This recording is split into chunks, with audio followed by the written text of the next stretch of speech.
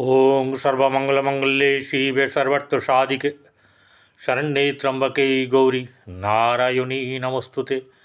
सृष्टिस्थितिविनाशानं शक्तिभूते सनातनी गुणाश्रय गुणमये नारायणी नमस्तुते। जय बड़ मायर जय, जय महादेवी महामायर जय। प्रत्येकेर जीवन सुंदर होक, आनंदमय होक, प्रत्येके सुखे खुशिते शांतिते एवं दूधे भाते थाकुन श्री श्री पद्मावती माय एवं बड़ मायेर निकटे प्रार्थना करी।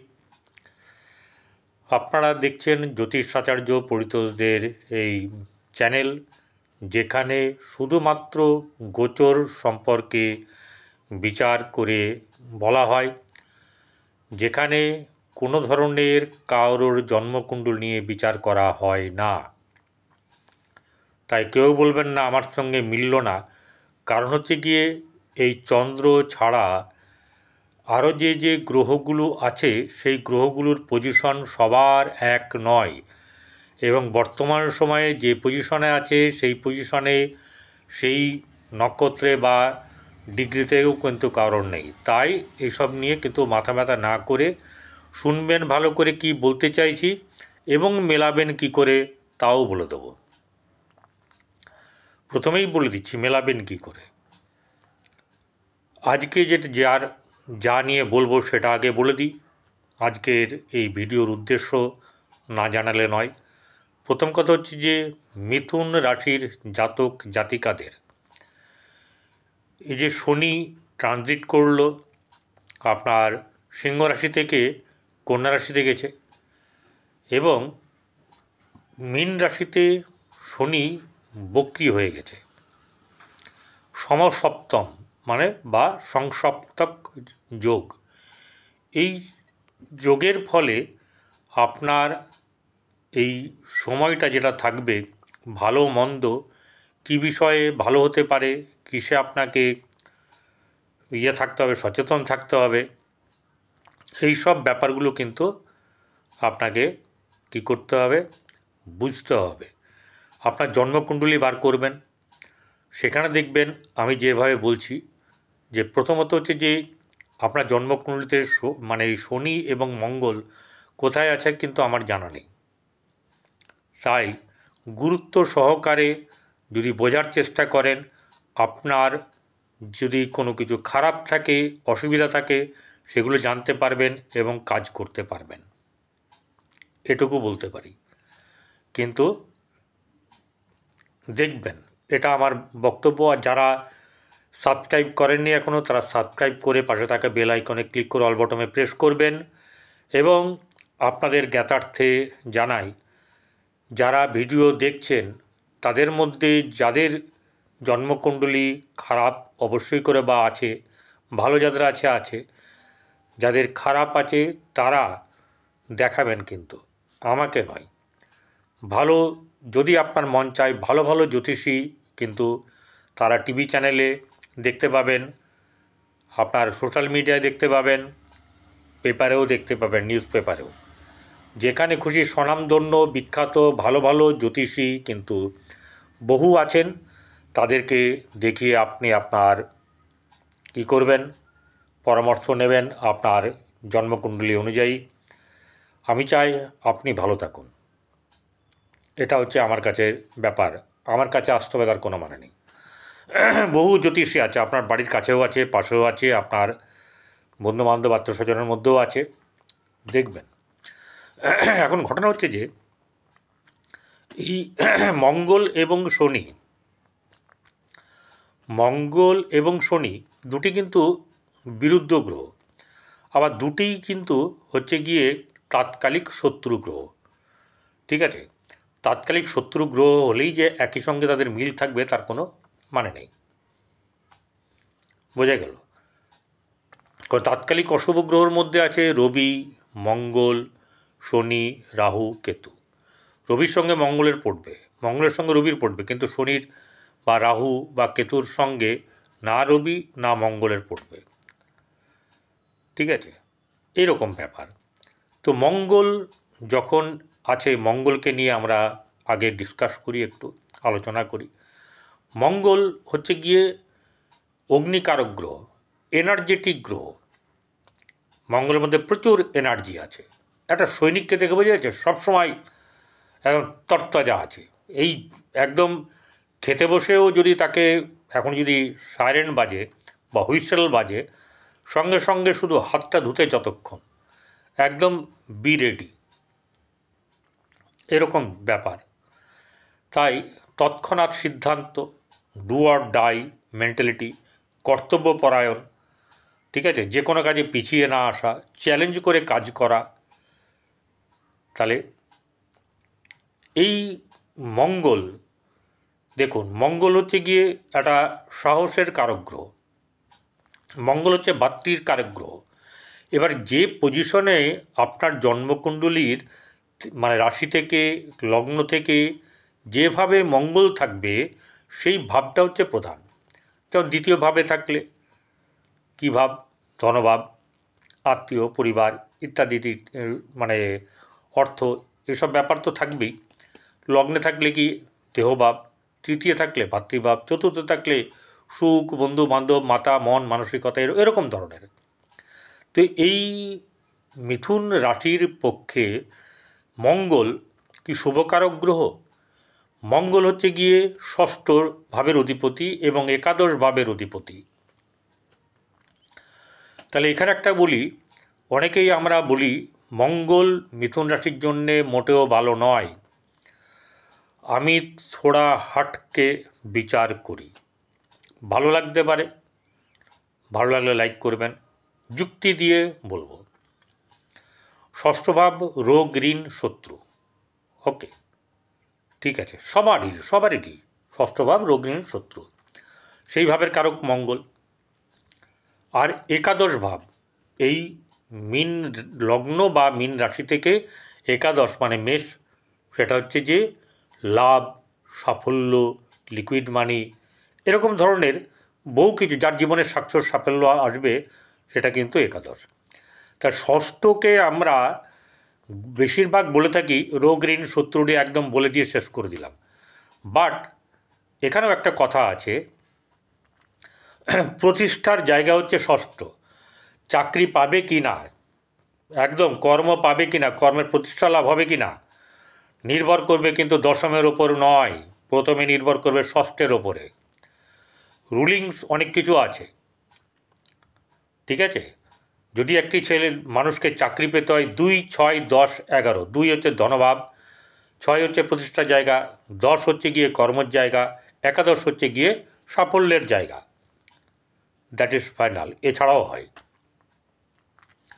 তো ব্যাপার হচ্ছে গিয়ে এই মঙ্গল প্রতিষ্ঠার কারক গ্রহ, একাদশপতি। তাহলে আপনার জীবনে এই মঙ্গল প্রতিষ্ঠা লাভে সাফল্য দেবে, এটা নিয়ে কোনো কথা নেই। কিন্তু নির্ভর করছে আপনার জন্মকুণ্ডলিতে মঙ্গল কিভাবে অবস্থান করছে, এটা বার্থ চার্টের ওপরে ডিপেন্ড করবে। আপনার বার্থ চার্টটা হচ্ছে আসল, প্রত্যেকটি মানুষের বার্থ চার্ট আসল। এই সব কথা শুনে কেউ ভেবে ভোঁপাবেন না, কেউ লাফাবেনও না। বুঝতে হবে ব্যাপারটা। ভালো হলে আনন্দ করুন, কোনো ব্যাপার না, কিন্তু ঠিকভাবে চলুন। যাদের খারাপ থাকবে তাদের চলতে হবে ঠিকভাবে। তাহলে মঙ্গলকে ঠিক করতে হবে, এটা একটা ব্যাপার। কী করে ঠিক করবেন বলছি আমি।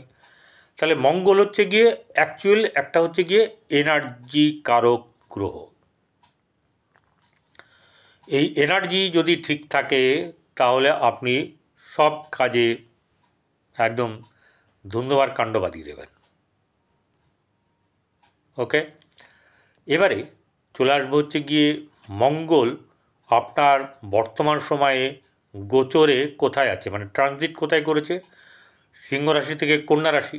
তো কন্যা হচ্ছে বুধেরই ঘর, অর্থাৎ আপনার যে লগ্ন বা রাশি সেটি হচ্ছে মিথুন, যার অধিপতি হচ্ছে বুধ। সেই বুধ আবার হচ্ছে গিয়ে কন্যা রাশির অধিপতি, সে কন্যা রাশিতে মঙ্গল বসে আছে, ঠিক আছে। গুরুত্ব পাবে একদম ভাবে, সেটা হচ্ছে গিয়ে গোচরে রাশির অবস্থানটাই হচ্ছে গিয়ে আসল, যেটা কি না আপনার জন্মকুণ্ডলিতে নয়। জন্মকুণ্ডলিতে কোন ভাবের মানে লর্ড, কোথায় বসে আছে সেটাই কিন্তু প্রাধান্য পাবে। এই জ্যোতিষ চ্যানেল হচ্ছে শিক্ষার চ্যানেল আমার। আমি মানুষকে শিক্ষা দিই এবং আমার ছাত্র প্রচুর আমার হাত থেকে বেরিয়েছে, প্রায় 2500-এর ওপরে তো হবেই হবে বর্তমানে যারা পড়ে, অনলাইনে পড়েন। আমি বলছি না আমার কাছে আসুন, প্রচুর জ্যোতিষী আছেন যারা পড়ান, ভালো পড়ান। আচ্ছা, যেটা আমার বক্তব্য সেটাতে চলে আসি। এই মঙ্গল চতুর্থে বসে থাকলে চতুর্থ জায়গাটা কি? চতুর্থ ভাব হচ্ছে গিয়ে আমাদের মন, মাতা, মানসিকতা, বন্ধু বান্ধব, তারপরে আপনার ঘর বা বাড়ি, আপনার গাড়ি, শৌখিনতা, এরকম ধরনের। তারপরে হচ্ছে আপনার ভ্রমণ, চতুর্থ থেকেই ভ্রমণও হয়, ঠিক আছে, চতুর্থ থেকে খাওয়া দাওয়া হয়, ঘোরা ইত্যাদি ব্যাপার থাকে। তো এখানে ঘটনা হচ্ছে যে এই চতুর্থভাবে মঙ্গল থাকা কিন্তু অ্যাকচুয়ালি শুভকারক নয়। কীরকমভাবে? ব্যাপারটা একটু সামান্য বলি একটা কথা। সেটা হচ্ছে যে আমাদের যে রাশিচক্রর প্রথম হচ্ছে আমাদের মেষ থেকে শুরু হয়। মেষ রাশি থেকে চতুর্থে অর্থাৎ কর্কটে মঙ্গল কিন্তু নিচস্থ হয়ে যায়। এটা আমরা সবাই জানি, মঙ্গল নিচস্থ হয়। কিন্তু মঙ্গল নিচস্থ হয়েও যদি আপনার এই যে পুষ্যা নক্ষত্র, শনির নক্ষত্রে থাকে, তাহলে কিন্তু মঙ্গল অনেক শুভ ফল প্রদান করে থাকে, অনেকটাই শুভ ফল প্রদান করে থাকে। কিন্তু অশ্লেষা নক্ষত্রে একদম বাজে। বৃহস্পতি নক্ষত্রে থাকলে রেজাল্ট দিতে চায় না, সে তার নিজের মন মোতাবেক রেজাল্ট দেয়। কিন্তু আপনার এই পুষ্যা নক্ষত্রে, শনির নক্ষত্রে কিন্তু ও নিচস্থ হলেও শুভ ফল প্রদান করে। যাই হোক, এখানে যেটা হচ্ছে গিয়ে এই মঙ্গল তাহলে আমাদের চতুর্থভাবে কি লাভ দেবে? চতুর্থভাবে ঠিকভাবে লাভ দেবে না, পরিষ্কারই বলছি।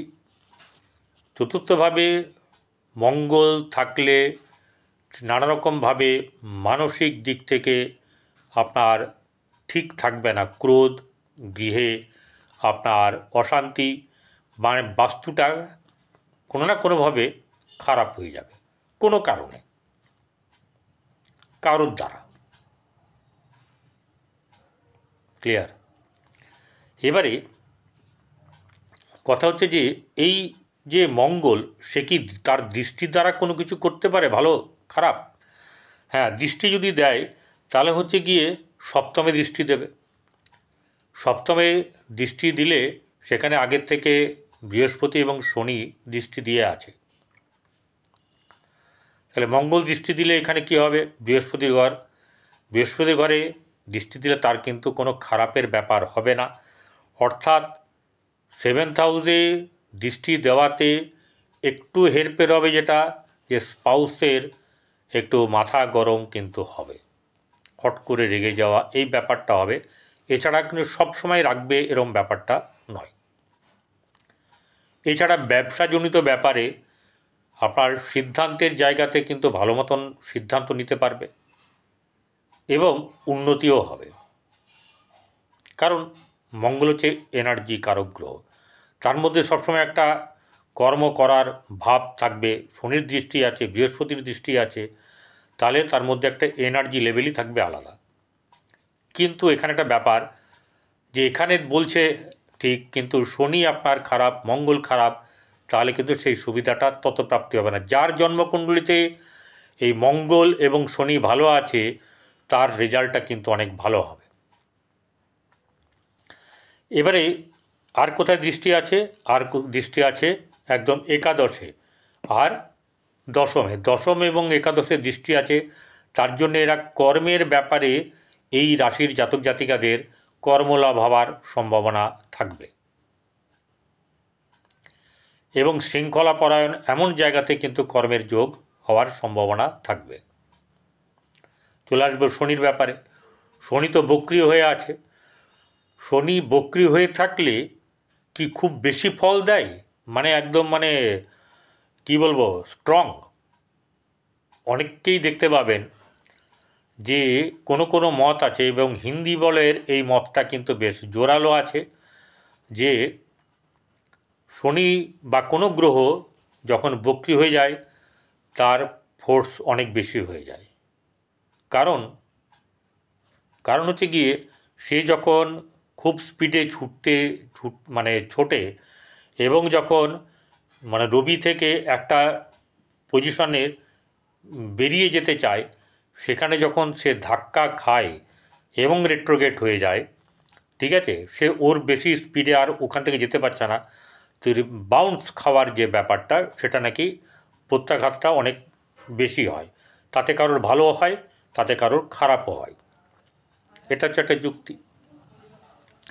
এবারে এই আমাদেরকে দেখতে হবে রাশি বা লগ্ন সাপেক্ষে গ্রহটা কী।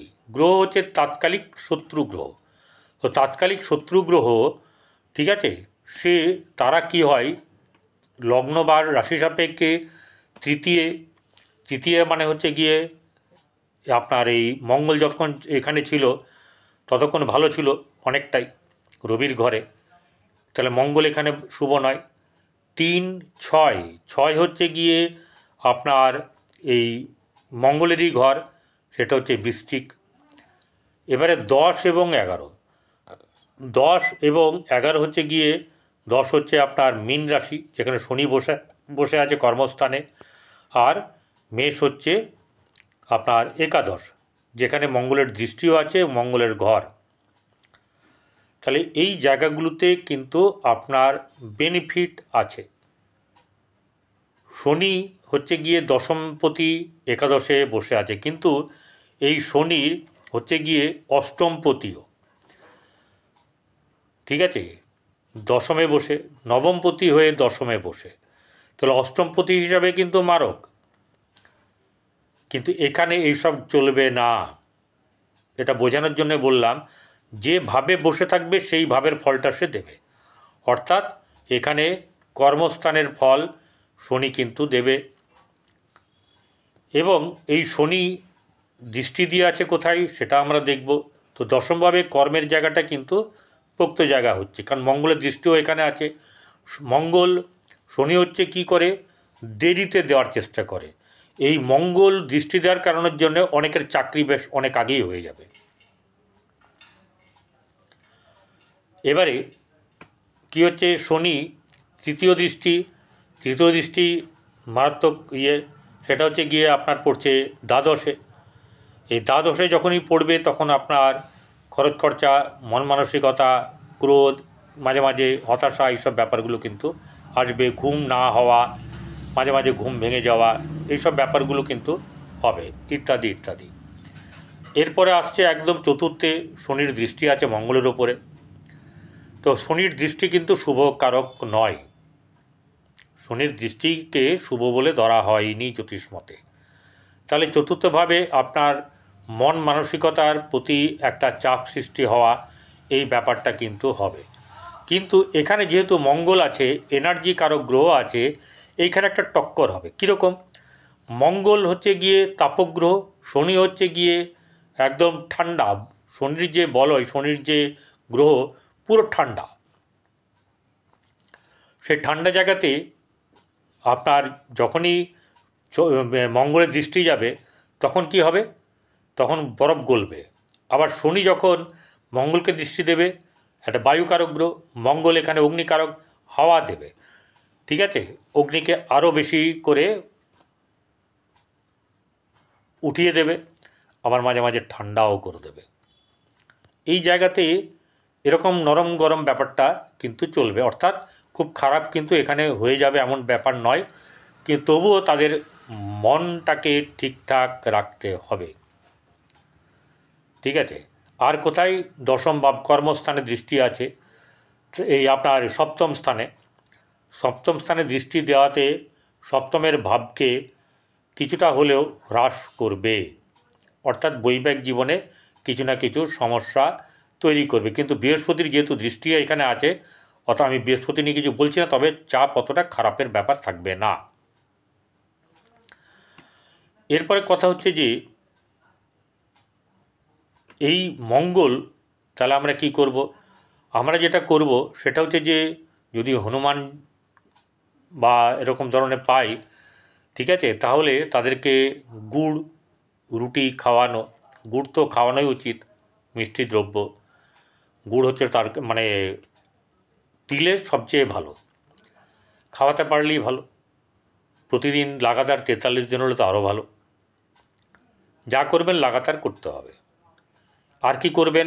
জলাশয় যদি থাকে কাছাকাছি, পুকুর নদী যদি থাকে, সেখানে আটার যে মণ্ড তৈরি হয় রুটি করার আগে, সেটা নিয়ে গিয়ে ছোটো ছোটো টুকরো করে দেবেন।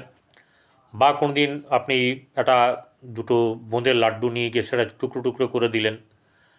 মাছকে ফিডিং করান, এটাতে কিন্তু আপনার ভালো হবে।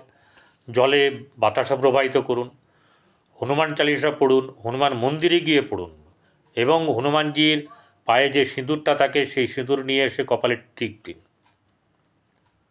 এটা করতে পারেন। আর কি করবেন? কুকুর, কাক, গরু এগুলোকে সেবা করুন।